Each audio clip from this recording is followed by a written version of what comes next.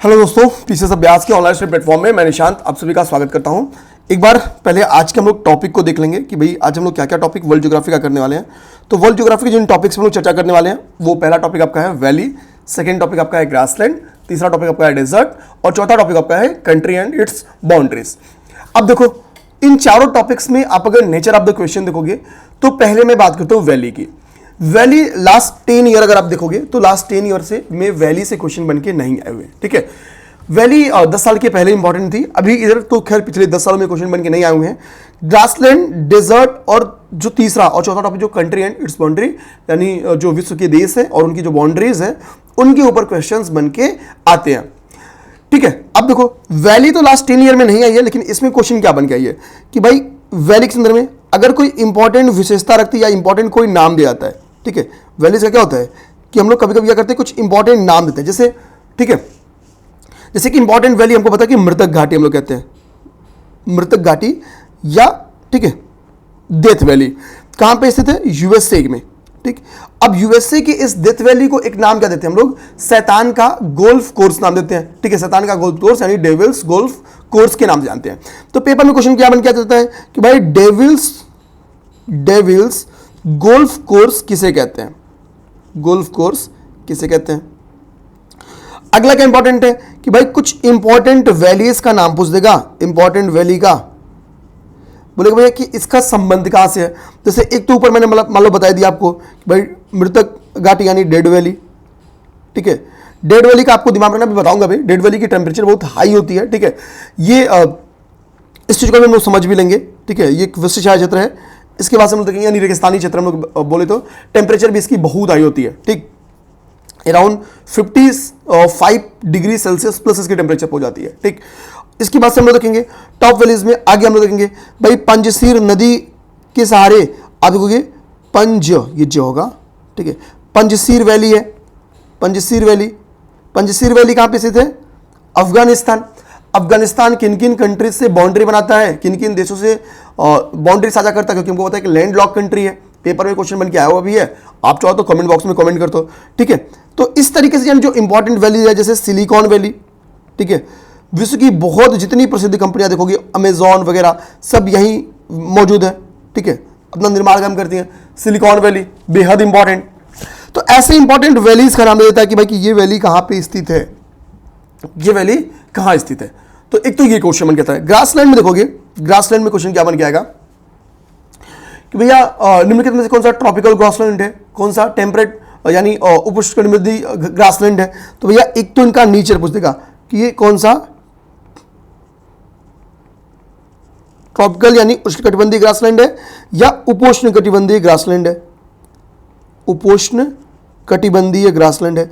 या क्या पूछ देगा निम्नलिखित ग्रासलैंड किस कंट्री में पाई जाती है, किस देश में पाई जाती है। यही इतने क्वेश्चन बन के आए हुए हैं और कुछ भी बन के नहीं आया है। डेजर्ट्स, ठीक है, डेजर्ट आप खासतौर पे ध्यान दोगे कि जो उत्तरी गोलार्ध का डेजर्ट है वो वेस्टर्न महाद्वीप के वेस्ट जो पश्चिमी भाग है उसमें पाए जाते हैं, महाद्वीपों के पश्चिमी भागों में पाए जाते हैं। तो और इसके पीछे का कारण क्या है कि भाई व्यापारिक हवाएं, व्यापारिक हवाएं हमको पता है कि जैसे जैसे भाई की पश्चिम की तरफ पहुंचती जाती हैं, इनमें जो नमी होता है, ठीक है, वो क्या होता है, वो लगभग लास्ट तक जाते जाते खत्म हो जाती है। यानी ये क्या होते हैं, डिजर्ट एक ऐसे एरिया हो जाते हैं जहाँ पे रेनफॉल लगभग ना के बराबर या बहुत कम हो जाता है। रेनफॉल क्या होता है भाई, यहाँ पे व्यापारिक होने ट्रेड विंड्स क्या कहती हैं, यहाँ पे रेनफॉल नहीं करा पाती हैं या बहुत नाम मात्र की कराती हैं। यानी ये ऐसे एरियाज में आपको डेजर्ट देखने को मिलता है जहाँ पे आपको 25 सेंटीमीटर से कम आप देखोगे कि वर्षा होती है। 25 सेंटीमीटर से कम वर्षा होती है, उन एरियाज में आपको डेजर्ट का डेवलपमेंट देखने को मिलेगा। खासतौर पे उत्तरी गोलार्ध में आपको वेस्टर्न वाले हिस्से में देखने को मिलता है। अभी हम लोग डिटेल में फिगर के साथ इसको समझेंगे। और क्वेश्चन क्या बन के आएगा कि भाई डेजर्ट के संदर्भ में, डेजर्ट कुछ इंपॉर्टेंट कोई डेजर्ट विशेषताएं रखता हो, कुछ महत्वपूर्ण विशेषता रखता हो। ठीक है, कि भाई कोई डेजर्ट ऐसा हो जो खनिज संसाधनों से संपन्न हो। ठीक है, कहाँ पे जनसंख्या ज़्यादा होती है, कौन सी डेजर्ट बड़ी है, कौन सी डेजर्ट छोटी है, इन विभिन्न क्षेत्रों में। ठीक है, कौन सी तटीय डेजर्ट है, कौन सा तटीय मतलब कोस्टल एरियाज के कौन से डेजर्ट है, कौन सा वृष्टि छाया की वजह से डेवलप डेजर्ट है, कौन अंतर महाद्वीपीय डेजर्ट है, जैसे फॉर एग्जाम्पल गोवी। ठीक है, तो इसके ऊपर क्वेश्चन बन जाता है। और एक अगला इस पे भी कंट्री बेस्ड क्वेश्चन बनता है। अब देखो कंट्री एंड इट्स बाउंड्री वाला जो टॉपिक है, हालांकि इसका मेजर पार्ट तो हम लोग कल करेंगे, बट अब छोटा सा इंट्रो दे ही देता हूं। यहां से क्वेश्चन क्या बन जाएंगे, जैसे देखो बाउंड्री पूछ देता है कि भाई, खासतौर पे जो बाउंड्री पूछा ना वो लैंड लॉक्ड कंट्री की बाउंड्री पूछा कि भाई ये लैंड लॉक्ड कंट्री है, इसकी बाउंड्री बता दो, अफगानिस्तान की बाउंड्री बता दो, ठीक है। ऐसे क्वेश्चन पूछा हुआ पीआईक्यू में। तो दूसरा क्या है, एक तो लैंड लॉक्ड कंट्री का नाम ही पूछ लेता है कि भाई कि निम्नलिखित में से कौन सी लैंड लॉक्ड कंट्री नाम बता दो। कुछ विभिन्न इंपॉर्टेंट टाइप की कंट्रीज होते हैं, जैसे हम लोग कहते हैं स्कैंडिनेवियन कंट्री होते हैं, ठीक है, हॉर्न ऑफ अफ्रीका होता है। तो ऐसे पूछ देगा कि भाई कि स्कैंडिनेवियन कंट्री कौन सी है, हॉर्न ऑफ अफ्रीका में, हॉर्न ऑफ अफ्रीका में कौन सी कंट्रीज आती हैं, इनके नाम पूछ लेगा। तो यानी इस टाइप के क्वेश्चंस बन के आते रहते हैं, जिनको हम लोग क्या करेंगे देंगे। इसी बाउंड्रीज वाले में क्या करेगा, सी बाउंड्री पूछ लेगा कि भाई सी बाउंड्री बताओ, पूछेगा भाई कि कैस्पियन सी की बाउंड्री कैसे लगती है, मेडिटेरियन सी की बाउंड्री कैसे लगती है, रेड सी की बाउंड्री कैसे लगती है। इस टाइप के क्वेश्चंस बन के आ जाएंगे। पहले 5-6 मिनट में नेचर ऑफ द क्वेश्चन पे चर्चा कर दिया। अब हम लोग क्या करते हैं, भाई वैल्यू नहीं समझते, अब सीधा क्वेश्चन पे लगाने पे जाते हैं। तो देखो अगर हम लोग इंपॉर्टेंट वैल्यूज की बात करें, तो जैसे मैंने क्या बोला, पहला नंबर क्वेश्चन आप लोग देख लो, ठीक है। पहला नंबर क्वेश्चन क्या बोल रहा है कि भाई कि कैलिफोर्निया में आपको मृतक घाटी यूएसए में देखने को मिलती है, ठीक। निम्नलिखित में से किसका, तो ये एक रिफ्ट वैली का एग्जांपल है, ठीक है। रिफ्ट वैली का यानी बेसिकली क्या होता है, रिफ्ट वैली क्या होती है कि मान लो कि कोई समानांतर भ्रंश है, समानांतर भ्रंशों के सहारे अगर कोई एक हिस्सा क्या होता है नीचे सरक जाता है, ये नीचे खिस जाता है, ठीक। तो वो रिफ्ट वैली का क्या होता है, ये आपको होती है रिफ्ट वैली होती है, ओके। तो रिफ्ट वैली के एग्जाम्पल आपको आपकी मृतक घाटी एग्जाम्पल है, कहाँ पे स्थित है, कैलिफोर्निया में स्थित है, ठीक है। ये एक डिजर्ट है, ध्यान देना है, अगर यहाँ पे उस डिजर्ट का नाम लिखा होगा, ठीक है, मोजावे डिजर्ट, ठीक है, यूएसए का मोजावे डिजर्ट है। मोजावे डिजर्ट में आपकी जो डेथ वैली है वो स्थित है, मैक्सिमम हिस्सा इसका कैलिफोर्निया में स्थित है। वहां पे क्या है, उस एरिया को हम लोग शैतान का गोल्फ कोर्स के नाम से, डेविल्स गोल्फ कोर्स के नाम से जानते हैं, ठीक है। तो पेपर में क्वेश्चन आता है कि डेविल्स गोल्फ कोर्स के नाम से निम्नलिखित में से कौन सी वैली जानी जाती है, तो वो जानी जाती है डेथ वैली। और डेथ वैली स्थित कहां पे है, तो यूएसए या कैलिफोर्निया जो भी बोल दे उसमें आंसर बन जाएगा। डेथ वैली की विशेषता क्या है कि काफी, अब देखो भाई, ठीक है, वैली है तो थोड़ी गहराई की बात होगी, और हमको पता है कि जैसे जैसे अर्थ में नीचे जाएंगे क्या होगा, टेम्परेचर बढ़ेगा कि घटेगा। तो होता क्या है कि डेथ वैली की जो टेम्परेचर, मतलब इसका जो टेम्परेचर होता है नीचे, वो 55 डिग्री सेल्सियस प्लस, कभी कभी ये 60 डिग्री सेल्सियस भी पहुंच जाता है, ठीक है। यानी तापमान इसका क्या होता है, बहुत गर्म होता है, ठीक। इसी के लिए मृत वैली जो है, जो मृतक घाटी है या डेड वैली है, उसको हम लोग अत्यधिक उष्णता, हाई टेम्परेचर जोन के लिए जानते हैं, ठीक है। ये दिमाग में रखना है। तो मृतक घाटी किस लिए जानी जाती है, तो अपनी उष्णता के लिए, अपनी टेम्परेचर के लिए काफी फेमस है, ठीक है। पंजशीर घाटी, पंजशीर रिवर हमको पता है अफगानिस्तान में बहती है। यहाँ पे मैंने आपको होमवर्क एक दे दिया था कि भाई कि आप अफगानिस्तान की जो बाउंड्री है, किस किस देशों से बाउंड्री बनाती है वो बताइए। दूसरी आप होमवर्क देखो कि इंडिया और अफगानिस्तान, भारत और AFG यानी अफगानिस्तान के बीच में जो बाउंड्री है उसका नाम क्या है, नाम क्या है, ओके, बाउंड्री का नाम क्या है। जैसे हम लोग मैकमोहन, रेड क्लिफ या वगैरह कुछ, ठीक। तो आप इसका नाम बता दो। तो अफगानिस्तान में पंजशीर वैली कहाँ पे स्थित है, अफगानिस्तान में। सिलिकॉन वैली के बारे में इंट्रो तो मैंने आपको दिया ही, तो सिलिकॉन वैली भी आपकी कहाँ पे स्थित है, कैलिफोर्निया में स्थित है। ये सारी चीज हम लोगों ने देख लिया है, ठीक है। टेलर घाटी के बारे में कल ही याद करो जब आपको महाद्वीप पढ़ा रहा था। अच्छा, कल महाद्वीप पढ़ाते समय एक चीज मेरे से गलती निकल गई थी। जब मैं वहाँ पे ट्रॉपिक ऑफ कैंसर पढ़ा रहा था तो मैंने बोला कि सब सही पढ़ा था, ठीक है, वो लिखते समय ये गलती थी। अब देखोगे कि ट्रॉपिक ऑफ कैंसर जो था ना, कि मैंने उनसे बोला, आपसे बोला है कि एशिया महाद्वीप से केवल ट्रॉपिक ऑफ कैंसर निकलती है, जबकि इक्वेटर भी क्या होती है ना, इक्वेटर। अब जब नॉर्थ ईस्ट एशिया देखोगे तो वहाँ से इक्वेटर भी पास होती है, ठीक। तो मैंने वहाँ पे देखा कि एक गलती निकल गई है कि मैंने बोला कि ओनली कर्क रेखा क्या होती है, जो ट्रॉपिक ऑफ कैंसर है वो एशिया से निकलती है। तो ध्यान देना कि equator plus tropic of cancer यानी कर्क रेखा, ये दोनों ही क्या होती हैं, ये दोनों कहाँ से निकलती हैं, ये दोनों ही आपकी एशिया महाद्वीप से निकलती हैं। ये गलती निकल गई थी, ठीक है, किसी भाई ने तो बताया था, तो बहुत बहुत धन्यवाद उनको, मैंने, ठीक है, मैंने देखा भी ये निकल गया था गलत, ठीक है। तो ये एक सुधार है, आप लोग ध्यान में रखना।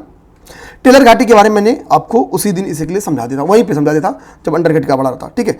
अब यहाँ पे देखो सीधे फैक्ट्स याद करने कि भाई ग्रेट ऑटिजन बेसिन कहाँ पे स्थित है, तो ग्रेट ऑटिजन बेसिन आपका ऑस्ट्रेलिया में स्थित है। बेसिकली आप ध्यान देना, जो ग्रेट आर्टिजन बेसिन है, अब ग्रेट डिवाइडिंग रेंज ईस्टर्न पर, अब जैसे मान लो कि सपोज ये ऑस्ट्रेलिया, ठीक है, ये मान लो ऑस्ट्रेलिया हो गया आपका, ये सपोज कि ये ऐसे ऑस्ट्रेलिया है, तो ऑस्ट्रेलिया के इस वाले हिस्से में क्या है, ग्रेट डिवाइडिंग रेंज है, इस हिस्से में ग्रेट डिवाइडिंग रेंज है, और यहाँ पे क्या है, ये वाला जो हिस्सा है आप ऑस्ट्रेलिया का, वो मध्य उच्च भूमि का हिस्सा है। तो इन दोनों के बीच में आपका ग्रेट आर्टिजन बेसिन पाई जाती है। अब कुछ इंपॉर्टेंट वैलीज का नाम यहाँ पे देखो लिखा हुआ है, ठीक है, ये घटना चक्र से ही मैंने लिया है, तो इसको हम लोग देख लेते हैं, यहीं से हम लोग कर लेंगे, ठीक है, क्वेश्चन लगाने से बेटर है यहाँ पे कर लेंगे। अब देखो ये आपको थोड़ा सा एक बार रीड कर लेना होगा, देखो पिछले 10 साल में यहाँ से क्वेश्चन बन के नहीं आए हैं, ये मैंने आपको पहले ही बता दिया। अब क्या क्या क्वेश्चन दिया है यहाँ पे, देखो आपकी लॉयर घाटी के बारे में, लॉयर वैली के बारे में है। लॉयर वैली आपकी कहाँ पे स्थित है, फ्रांस में। यहाँ पे आपकी बाडा वैली के बारे में बात कर रहा है, बादा वैली के बारे में, बादा वैली इंडोनेशिया में। चितवन वैली के बारे में बात कर रहा है, चितवन वैली आपकी कहाँ पे स्थित है, नेपाल में स्थित है।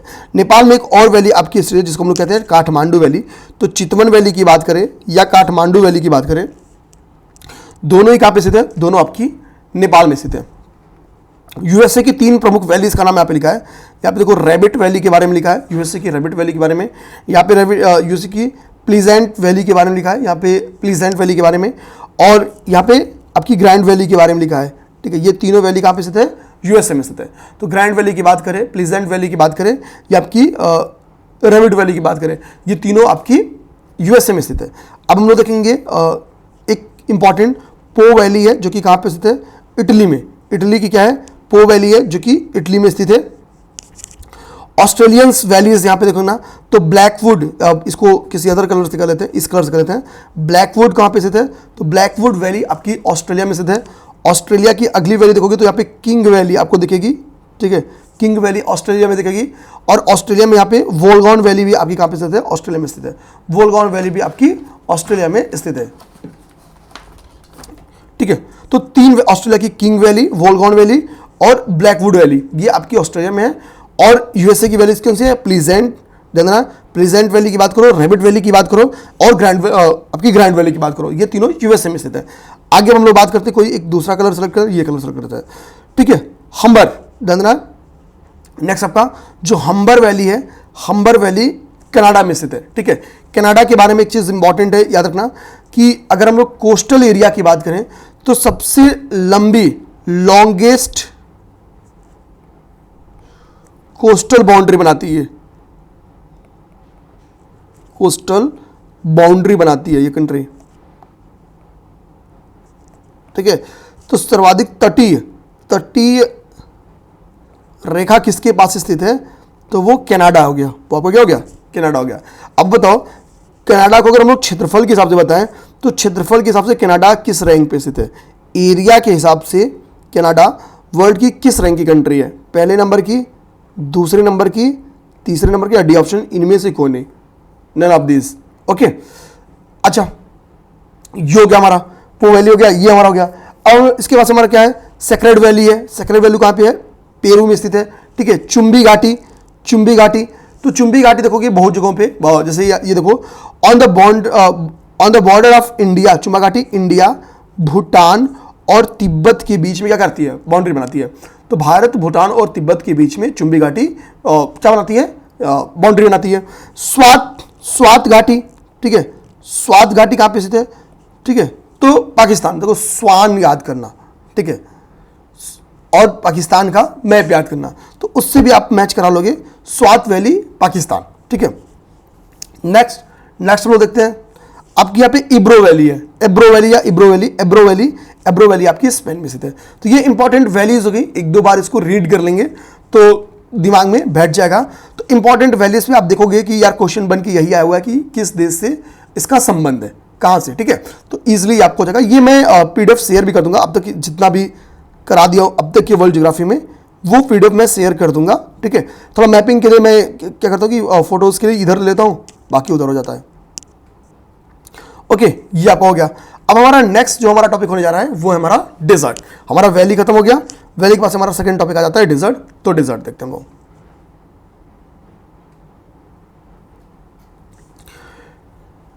ओके, डेजर्ट के बारे में देखो भाई, डेजर्ट होता क्या है, डेजर्ट का, ठीक है, बेसिकली सामान्य परिचय तो हम लोग डेजर्ट का पहले ही क्लास की पहले 6 मिनट में ले लिया है। अब देखो डेजर्ट के ऊपर क्वेश्चंस पहले हम लोग डेजर्ट का सीधा सीधा क्या करते हैं, मैपिंग ओपन कर लेते हैं, इसको हटा देता हूँ यहाँ से, ठीक, और डेजर्ट देख लेते हैं। ओके, एक सेकेंड मुझे बस। अब देखो डेजर्ट में क्या हो गया कि भाई ये 2 टाइप के हो गए, 2 प्रकार के डेजर्ट हो गए। पहला क्या, उष्णकटिबंधीय यानी ट्रॉपिकल,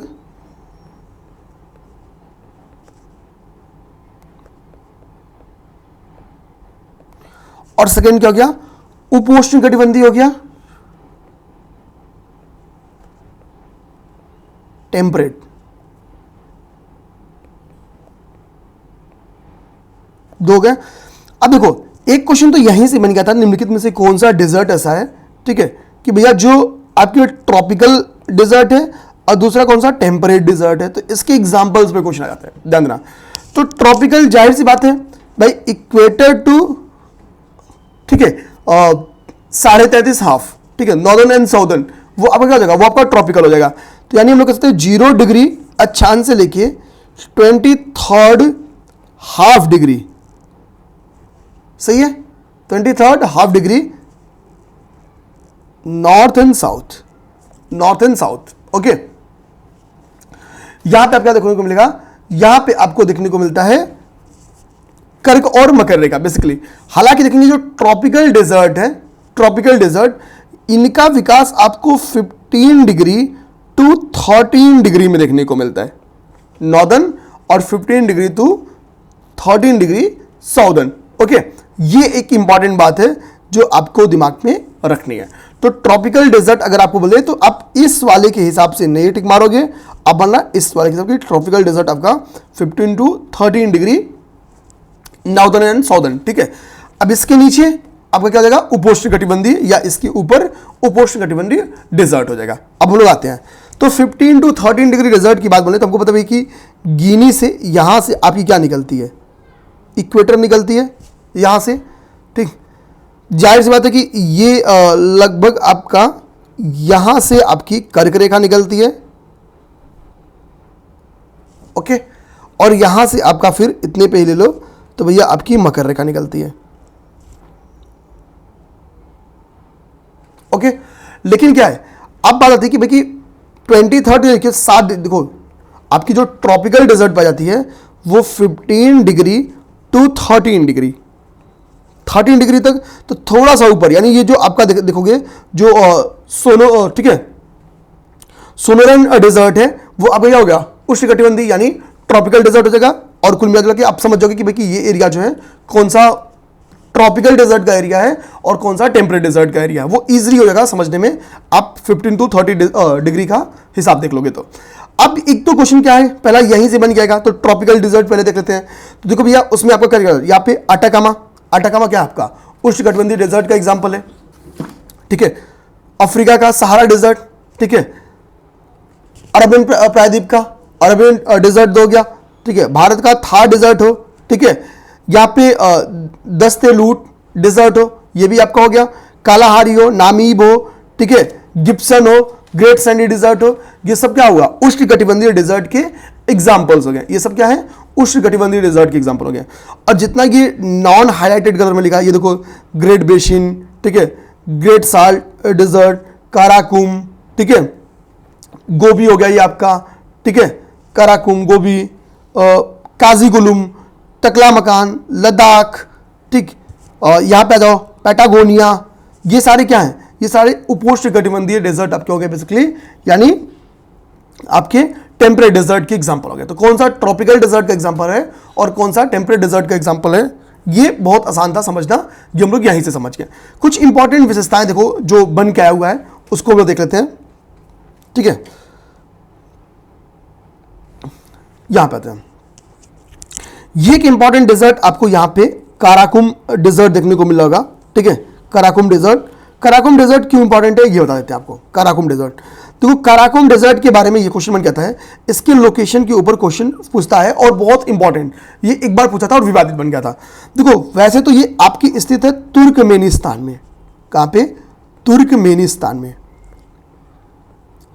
इसका लगभग 70% हिस्सा आपके तुर्कमेनिस्तान में स्थित है, 70% हिस्सा।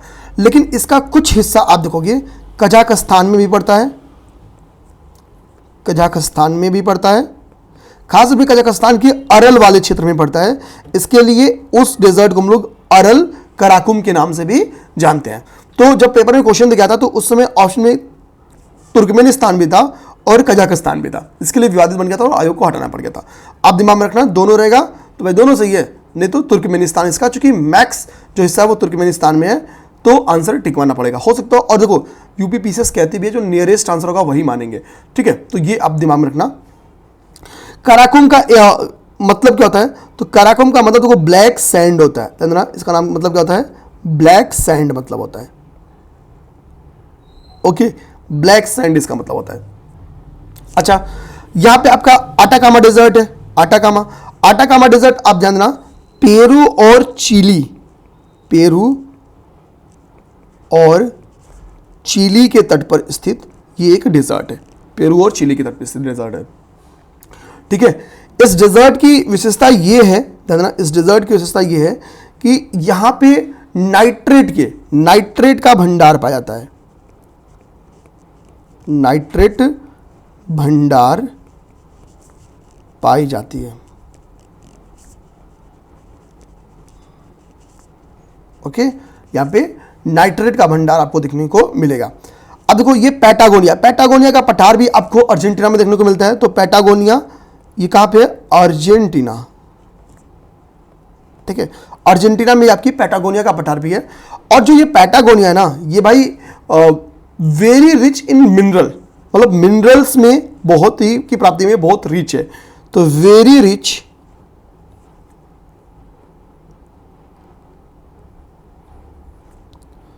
इन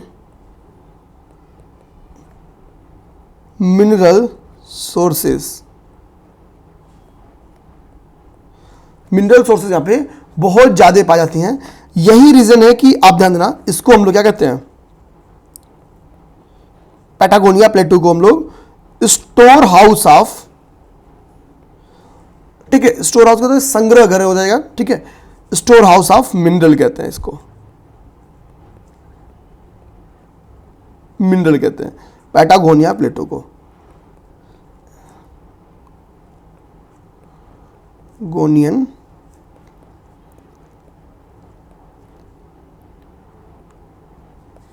ओके, ये इंपॉर्टेंट हो गया। अच्छा ये हो गया। अब इसके बाद से हम लोग आते हैं, ये देखो भाई कालाहारी, पेपर में क्वेश्चन पूछा हुआ है कि भाई जो ये कालाहारी है ना, ये कालाहारी का विस्तार के ऊपर कि किस किस कंट्री में कालाहारी का विस्तार है, तो ध्यान देना, मेनली कालाहारी आपकी बोत्सवाना में है, लेकिन इसका कुछ हिस्सा यहाँ पे देखो नामीब है भी, नामीबिया, ठीक है, तो कुछ हिस्सा इसका नामीबिया में भी है, बगल में चूंकि इसकी नामीबिया है, और थोड़ा सा हिस्सा इसकी साउथ अफ्रीका में भी है, लेकिन मेनली कहां पे स्थित है, तो mainly Botswana, okay, mainly Botswana, okay. ये क्वेश्चन बन के आया हुआ है, अब आगे हम लोग देखें, आगे देखेंगे थार का, ये जो आपका थार का मरुस्थल है, ये ध्यान देना, थार का मरुस्थल आपको कहां दिख रहा है, भारत और पाकिस्तान वाले बेल्ट में आपको इसका प्रसार देखने को मिलता है। आज ये थार के मरुस्थल, थार के मरुस्थल में कई सारे चीजें बन के आती हैं जो क्वेश्चन पूछा हुआ है, ठीक है। पहली चीज भाई यहां पे जनसंख्या आपको सर्वाधिक देखने को मिलेगी, जनसंख्या यहां पे आपको सर्वाधिक जनसंख्या देखने को मिलेगी, मतलब यहां पे जनसंख्या बहुत ज्यादा है, अक्सर यहां से क्वेश्चन बन के आया है। अच्छा अभी हाल ही में क्या है, देखो भाई ये सहारा डेजर्ट क्या है, विश्व का सबसे बड़ा डेजर्ट। अब देखो इतना बड़ा इसका प्रसार है, तो सहारा डेजर्ट क्या है, इसलिए ये विश्व का सबसे बड़ा डेजर्ट है, सबसे बड़ा मरुस्थल है, या विश्व का सबसे बड़ा डेजर्ट है, ये चीज आप लोग दिमाग में रखना। यहाँ पे ऑस्ट्रेलियन डेजर्ट का नाम लिखा है गिब्सन, ग्रेट विक्टोरियन, ठीक है, और ग्रेट सैंडी डेजर्ट। आप कह सकता है कि इसको पूछ देगा कि भैया north east to west arrange करने के लिए, तो भैया जाहिर सी बात है वेस्ट टू ईस्ट की अगर हम लोग बात करें तो गया गिब्सन के बाद से हो गया क्या, विक्टोरियन, ग्रेट विक्टोरियन, और उसके बाद से क्या हो गया, ग्रेट सैंडी। तो जीवीएस ये क्या हो गया, वेस्ट टू ईस्ट इसका अरेंजमेंट हो गया, वेस्ट टू ईस्ट। और जब आरओ में क्वेश्चन पूछा था तो यही ग्रेट सैंडी डेजर्ट का नाम दिया था, सहारा डेजर्ट का नाम दिया था, अरेबियन डेजर्ट का नाम दिया था, एक डेजर्ट और कोई था जो मुझे याद नहीं आ रहा है, ठीक है। एक डेजर्ट। अब गोबी आपको क्या है भाई, गोबी डेजर्ट आपको अंदर दिख रहा है, गोबी डेजर्ट अंदर दिख रहा है, कहाँ पे स्थित है ये, मंगोलिया में। ये डेजर्ट कहाँ पे स्थित है, मंगोलिया में, ठीक है। इसी के लिए इसको क्या है कि चूंकि आंतरिक मरुस्थल के नाम से भी हम लोग जानते हैं, आंतरिक मरुस्थल के नाम से भी जानते हैं, ठीक है। अब ये आपका आटाकामा जो डेजर्ट है, इसको हम लोग तटीय मरुस्थल का ये एग्जाम्पल है। ये किस मरुस्थल का एग्जाम्पल है, तटीय मरुस्थल का एग्जाम्पल है। जैसे ये क्या है, गोबी मरुस्थल को मैंने आपको बताया कि भाई ये आंतरिक मरुस्थल का एग्जाम्पल है, ठीक। इसी तरह से वृष्टि छाया क्षेत्र, जो ये आपका पैटागोनिया है, ठीक है, पैटागोनिया है। पैटागोनिया क्या है आपका, वृष्टि छाया क्षेत्र का, यानी रेन शैडो एरिया का एग्जाम्पल है, वृष्टि छाया क्षेत्र का एग्जाम्पल है ये, रेन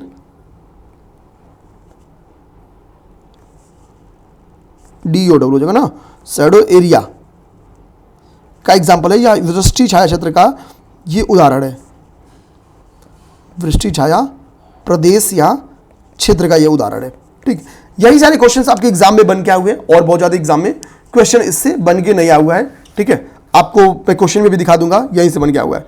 नेक्स्ट हमारा टॉपिक होगा ग्रासलैंड, ठीक है। नेक्स्ट हमारा टॉपिक होगा वो है ग्रासलैंड, ठीक है। और ग्रासलैंड की इंट्रो भी पहले 6 मिनट में हम लोगों ने देख लिया है। अब देखो ग्रासलैंड में भी सेम टाइप के क्वेश्चन बन के आते हैं। उष्णकटिबंधीय घास के मैदान, ठीक है, उपोष्णकटिबंधीय घास के मैदान, एक सेकेंड, ठीक है। तो पहला हो गया आपका उष्णकटिबंधीय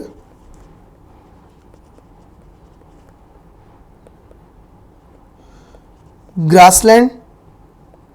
इसका विस्तार आपको कहां देखने को मिलेगा, 10 to 25 डिग्री अक्षांश के बीच में इसका विस्तार देखने को मिलेगा, ठीक है, लगभग। दूसरा आपका होगा शीतोष्ण,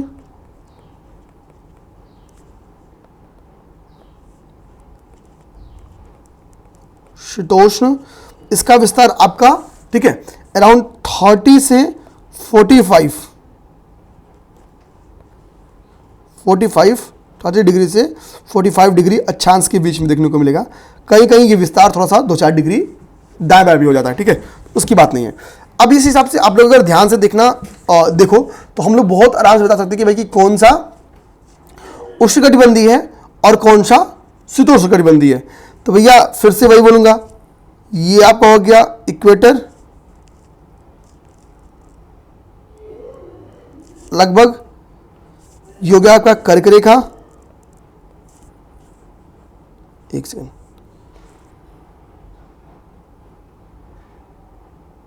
थोड़ा सा ठीक है, वो लगेगा तो उसमें परेशान नहीं होना है, ठीक है। और ये हो गई आपकी भाई मकर रेखा, ओके।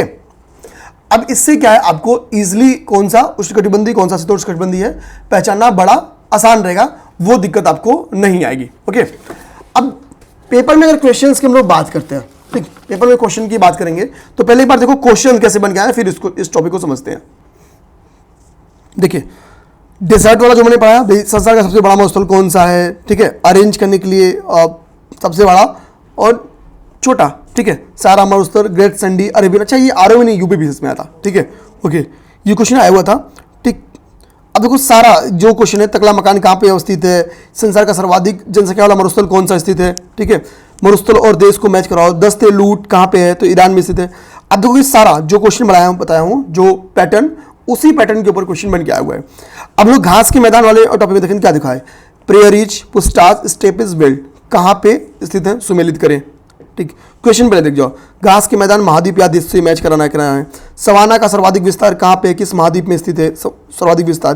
क्वेश्चन क्या बन गया है, एरिया देश, यही बन गया है। तो हम भी कोशिश क्या करेंगे भाई, जिस पैटर्न पे क्वेश्चन बन गया है, ये तो सिंपल सा क्वेश्चन था, कह रहा है कि अर्जेंटीना में आप देखोगे पंपास ग्रास का मैदान है, तो बिल्कुल सही बात है। ग्रासलैंड है तो फर्टिलिटी जाहिर सी बात है बहुत ज़्यादा होगी, हाई फर्टिलिटी वाला एरिया का, तो पंपास की उपजाऊ मिट्टी शीतोष्ण जलवायु और फसल और घास उगाने के लिए बहुत उपयोगी है, तो बिल्कुल सही बात है, इसमें कोई दो नहीं। ये तो बहुत मतलब कथन कारण बहुत सिंपल दिया था, कथन कारण की व्याख्या करता है, ठीक। निम्नलिखित में से कौन सा सुमेलित नहीं है, ठीक। अब यहाँ पे क्या सुमेलित नहीं होने वाले में आपको बेसिकली कि कौन सा उष्णकटिबंधीय, कौन सा शीतोष्णकटिबंधीय है, कौन सा उष्णकटिबंधीय वन सा है, कौन सा शीतोष्णकटिबंधीय वन है, मैच कराना था इसमें बेसिकली क्वेश्चन, ठीक है। तो कहने का मतलब है कि आपको क्या आया है कि उष्णकटिबंधीय, शीतोष्णकटिबंधीय कौन सा है, कौन सा ग्रासलैंड नहीं है, और किस कंट्री से इनका संबंध है। 2 टाइप्स के क्वेश्चंस हैं। तो पहले तो हम लोगों ने नेचर ऑफ क्वेश्चन देख लिया, अब हम लोग अपने टॉपिक पे जाके काम कर लेते हैं बहुत आराम से। अगले 5 मिनट क्लास आपकी कंप्लीट हो जाएगी, ठीक। देखिए अब यहां पे ऊपर साफ साफ लिखा है major grassland of the world, okay, major grassland of the world. अब यहां पे देखो आपकी उष्णकटिबंधीय क्या होगी, लानोस आपकी उष्णकटिबंधीय होगी, सेल्वास आपकी उष्णकटिबंधीय होगी, कैंपस आपकी उष्णकटिबंधीय होगी, शवाना आपकी उष्णकटिबंधीय ग्रासलैंड हो गया। अब हम लोग अगर शीतोष्णकटिबंधीय की बात करें तो प्रेरीज की बात उष्णकटिबंधीय हो गया, ठीक है। वेल्ड कहां पे दिख रहा है आपका, साउदर्न अफ्रीका में। डाउन्स उष्णकटिबंधीय हो गया। स्टेपीज जो कि यूरोप और कुछ रसिया वाले बेल्ट से भी इसका टच होता है, ये सब क्या हो गया, ये सब शीतोष्णकटिबंधीय घास की मैदान होगी। और ऊपर भाई ठंडे क्षेत्रों में आपको टुंड्रा दिख रहा होगा, टुंड्रा, ओके। अब लोग आते हैं प्रेयरी। पेपर में क्वेश्चन पूछे कहां पे स्थित है, तो भाई यूएसए में। प्रेयरी कहां पे स्थित है, यूएसए में। किस टाइप की ग्रासलैंड है, ठीक है, उष्णकटिबंधीय या शीतोष्णकटिबंधीय, तो शीतोष्णकटिबंधीय। लानोस, सिल्वास और कैंपस ये तीनों कहां पे हैं, दक्षिण अमेरिका में स्थित है, दक्षिण अमेरिका में स्थित है, ओके। यहां पे आपको पंपास दिख रहा होगा, ठीक है, पंपास ये आपकी शीतोष्णकटिबंधीय हो गया, ओके। डाउन्स आपकी कहां पे है, तो डाउन्स आपकी ऑस्ट्रेलिया में स्थित है। वेल्ड आपकी कहां पे, साउदर्न अफ्रीका में। सवाना कहां पे स्थित है, तो भाई सवाना आपको, सवाना का विस्तार, ठीक है, चूंकि अफ्रीका का बंदर बाट है तो कई सारे हम लोग बेसिकली हम लोग इसमें ये बोल सकते हैं कि उत्तरी अफ्रीका में आपको सवाना देखने को मिलती है, ठीक है। तो ये सवाना ग्रासलैंड यहाँ पे आपको देखने को मिल जाता है। स्टेपीज बेसिकली यूरोप और कभी कभी रसिया का भी कुछ हिस्सा इसमें पड़ता है, तो स्टेपीज आपको यूरोप और रशिया में देखने को मिल जाती है, ओके। ये आपकी मंचूरिया ग्रासलैंड की बात कर रहा है, ये आपकी मंचूरिया ग्रासलैंड लिखा हुआ है, ठीक। ये पुस्टाज लिखा हुआ है जो कि पूर्णतः यूरोप में देखो पड़ेगा, पुस्टाज, ठीक है, पुस्टाज लिखा हुआ है। तो ये क्वेश्चंस बन के आ हुए हैं। नेक्स्ट क्वेश्चन जो नेक्स्ट टॉपिक हमारा है वो है कंट्री, ठीक है, कंट्री एंड इट्स बाउंड्री।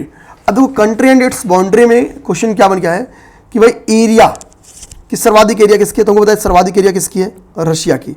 रूस की सर्वाधिक एरिया है। रूस के पास से किसकी बारी आती है, कनाडा की। कनाडा के पास से किसकी बारी आती है, यूएसए, अमेरिका की। फिर किसकी बारी आती है, चाइना की। फिर किसकी बारी आती है, ब्राज़ील की। फिर किसकी बारी है, ऑस्ट्रेलिया की। फिर किसकी बारी है, इंडिया की। यानी रूस पहले नंबर पे है, इंडिया 7वें नंबर पे है। तो एरिया के अनुसार आप देखोगे इंडिया की रैंक कौन सी है, 7th रैंक है। रूस की कौन सी रैंक है, 1st रैंक है, ओके।